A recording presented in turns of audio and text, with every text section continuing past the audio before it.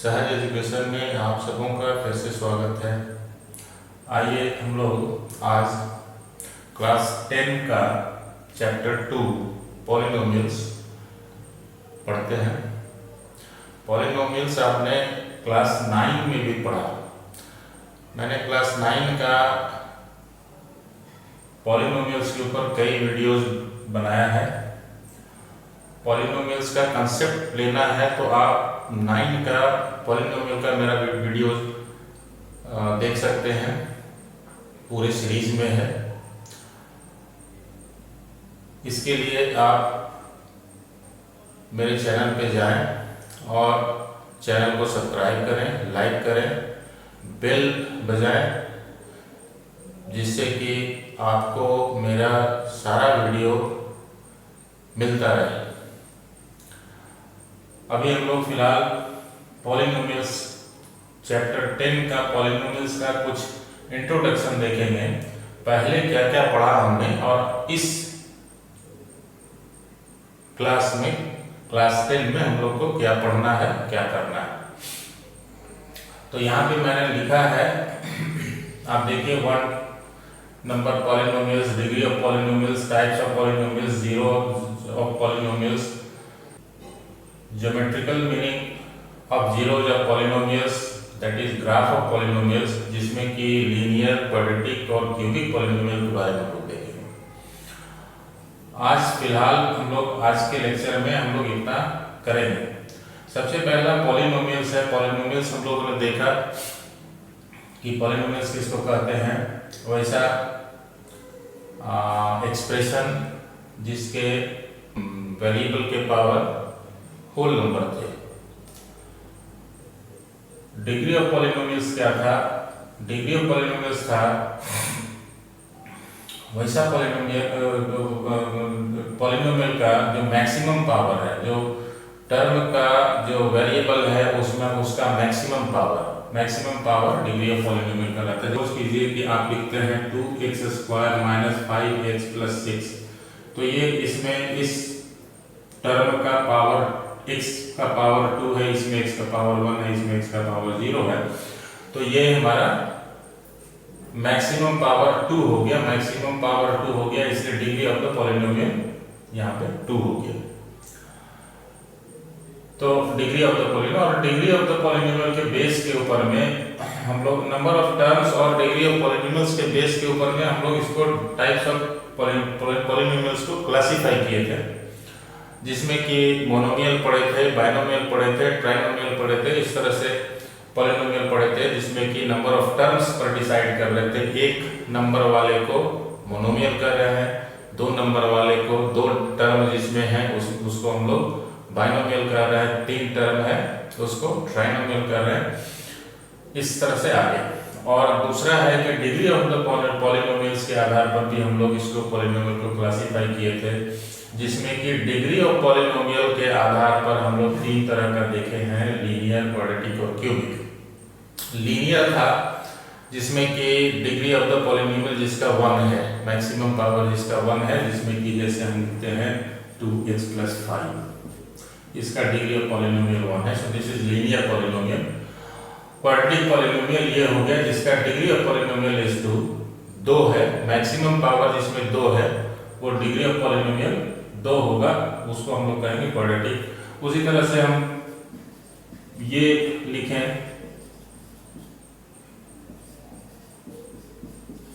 ये इसका maximum power है 3 टर्म्स का, सो इसका नाम हो गया क्यूबिक पॉलिनोमियल।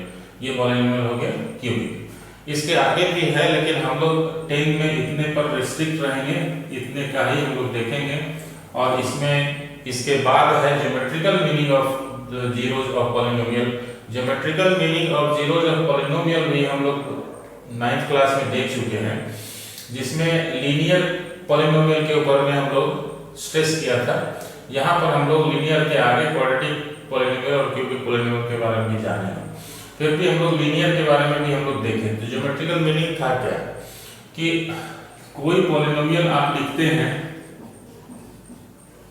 और इसका जीरो निकालना रहता है। So zero of the polynomial जो हम लोग निकालते हैं उसमें क्या करते हैं, कोई भी रियल नंबर के किसी px पॉलिनोमियल का जीरो कहलाएगा अगर इस के वैल्यू को पॉलिनोमियल में पुट करें, pk निकालें और ये जीरो कर दे इसको, तो ये पॉलिनोमियल का जीरो कहलाता है। तो हम लोग पॉलिनोमियल का जीरो निकाले थे लीनियर पॉलिनोमियल के लिए। और दूसरा 9th में हम लोग ये भी पढ़े थे कि क्वाड्रेटिक पॉलिनोमियल को फैक्टराइज कैसे किया जाता है, रिमाइंडर थ्योरम और फैक्टर थ्योरम को से भी और मिडिल टर्म स्प्लिट करके भी हम लोग किए थे। तो यहाँ पर हम लोग को जो करना है वो ये है कि मान लीजिए कि हम लिखते हैं 2x plus 4 is equal to 0।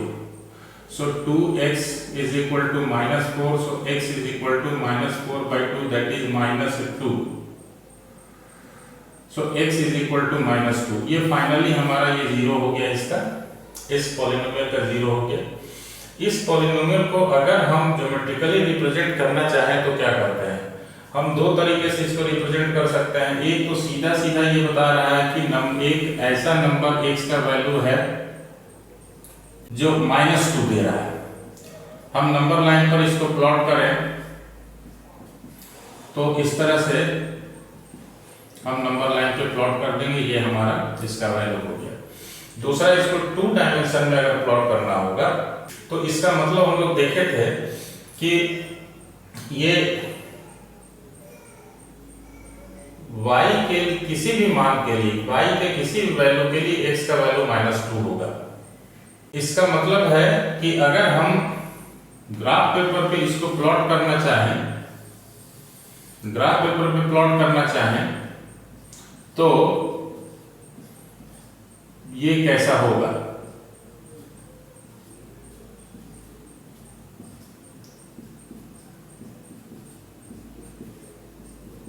ये कैसा होगा, ये हमारा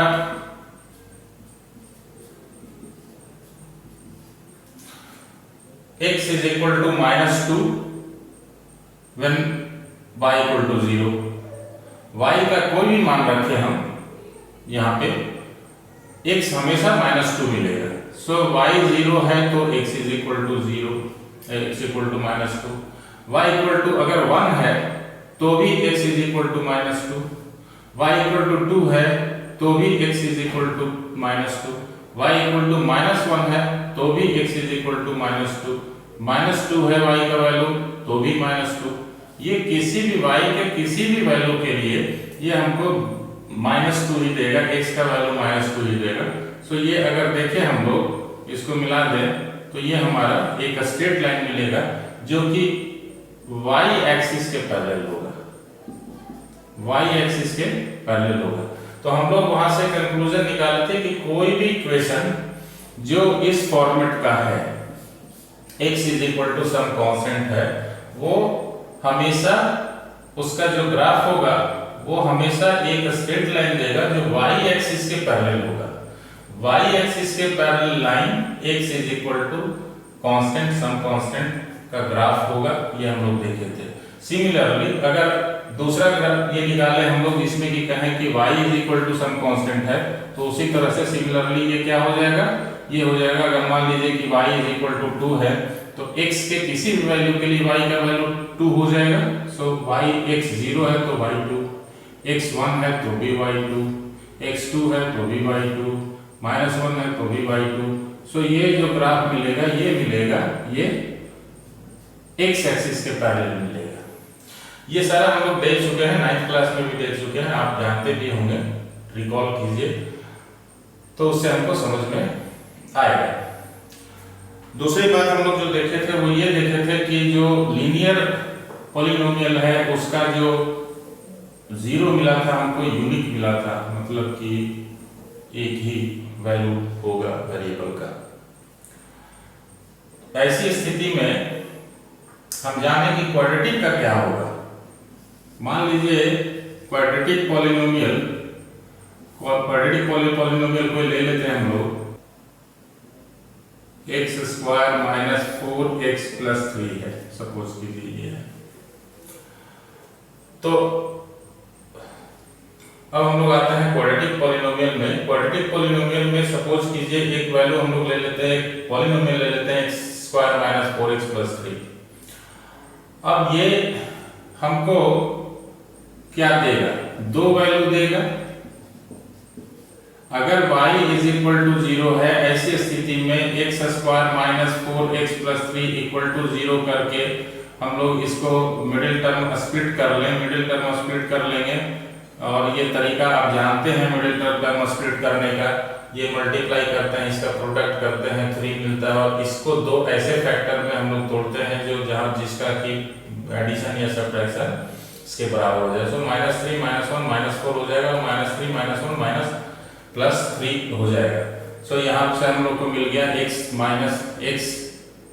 कॉमन ले लीजिए, x - 3 और यहाँ से माइनस कॉमन ले लीजिए, x - 3 = 0। सो x - 3 x - 1 = 0। सो x - 3 = 0 जिससे कि x = 3 मिलेगा और x - 1 = 0 जिससे कि x = 1 मिलेगा। तो दो वैल्यू मिल गया हम लोग को इसका 3 और 1, जहां पर कि y को ये 0 कर देगा।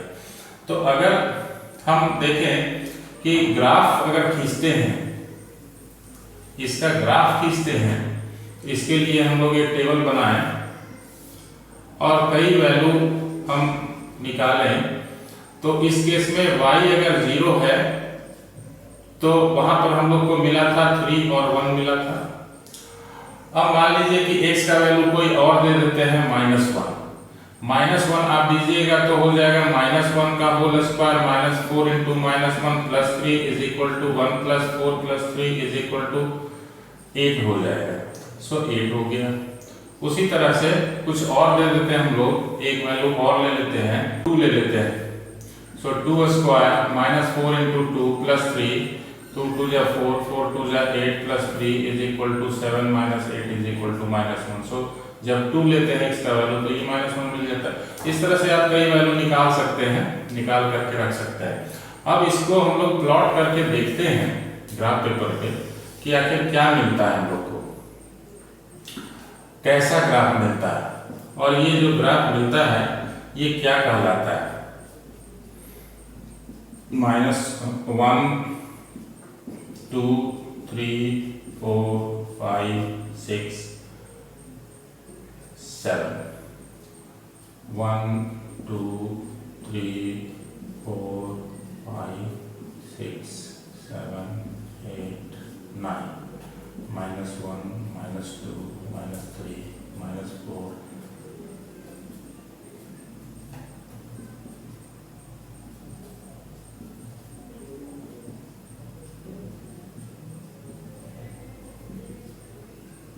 जी।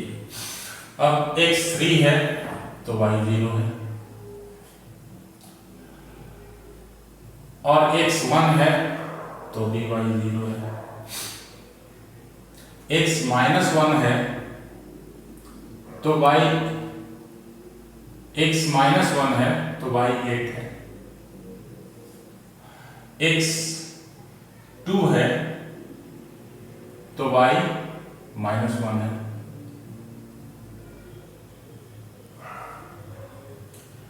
और भी वैल्यू अगर निकाल लें हम लोग तो और वैल्यू निकालेंगे तो भी हमारा एक और निकाल लें। मान लीजिए कि x = 4 रखते हैं यहाँ पर, तो 4² - 4 × 4 + 3 तो 16 - 16 + 3 सो ये कैंसिल हो गया। सो 3 सो अगर 4 है x तो ये y 3 मिल गया। सो अगर x 4 है तो y 3 मिल गया। आप देखिए यहाँ आ गया। अब इसको हम मिला दें फ्री हैंड से, ऐसे मिलाएं तो ये देखिए ग्राफ इसका कैसा जा रहा है। ये ग्राफ मिल गया हमारा जिसको कि जिसमें कि हम देख रहे हैं कि ये x एक्सिस को दो जगह पे कट करता है और ये जो शेप बना इसको हम लोग कहते हैं पैराबोला। तो ये क्या क्या केस हो सकता है, ये देखिए दो जगह पे ये कट कर रहा है। अब हम लोग इसके डिफरेंट केसेस पर ध्यान दें। दो जगह पे कट कर रहा है इसका मतलब है सो x एक्सिस और हम लोग इसका जीरो जब निकाले थे तब हम लोग देखे थे कि इसके 0, 3 और 1 है। इसका मतलब है कि ये पैराबोला एक्स एक्सिस को जिन दो पॉइंट्स पे कट करेगा वही इसका 0 होगा। पैराबोला एक्स एक्सिस को जिन दो पॉइंट्स पे कट करेगा उसके एक्स कोऑर्डिनेट को हम इसका इस पॉलिनोमियल का 0 कहेंगे। अब यहाँ पे सवाल उठता है कि क्या हमेशा ऐसी ही स्थिति बनेगी? तो 2-3 केस हम लोग देखते हैं। एक तो था कि पहला केस तो ये था कि दोनों जगह पर कट कर रहा है। दूसरा केस ऐसा हो सकता है कि ये केवल एक पॉइंट पे इसको टच करे, एक ही पॉइंट पे टच करे। इसका मतलब क्या हुआ? इसका मतलब ये हुआ कि जहां दो पॉइंट पे ये कट कर रहा था वो आकर के कोइंसाइड हो गया, और कोइंसाइड होकर के ये एक पॉइंट पे टच कर रहा है। इसका मतलब है कि x का जो वैल्यू मिलेगा वो सिंगल मिलेगा। तो सिंगल कहने का मतलब ये है कि दो वैल्यू एक ही जगह a और a डैश या b और b डैश एक ही जगह पे आकर के कोइंसाइड कर गया है। अगर कोई वैल्यू हमको मिलता है वहां से 2, तो 2 दोनों जगह पे कोइंसाइड कर रहा है, कोइंसाइड कर गया तब जाकर के ये एक मिला। सो यहाँ पर हम कह सकते हैं कि टच कर सकता है। ये दूसरा केस हो गया जहां पर कि सिंगल वैल्यू मिलेगा, या हम कह सकते हैं कि क्वाड्रेटिक इक्वेशन के दो रूट्स मिलेंगे जो दोनों के दोनों बराबर होंगे, इक्वल होंगे। और तीसरा केस हो सकता है, तीसरा केस ये हो सकता है कि